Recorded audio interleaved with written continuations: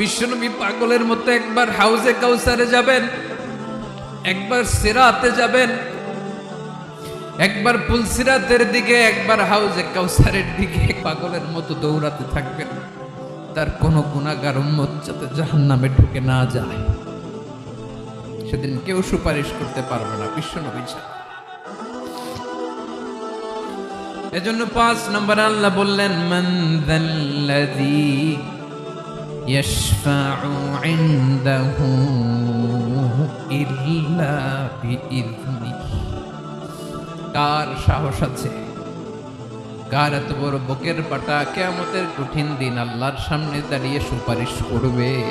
কারো ক্ষমতা নেই, কারো ক্ষমতা নাই।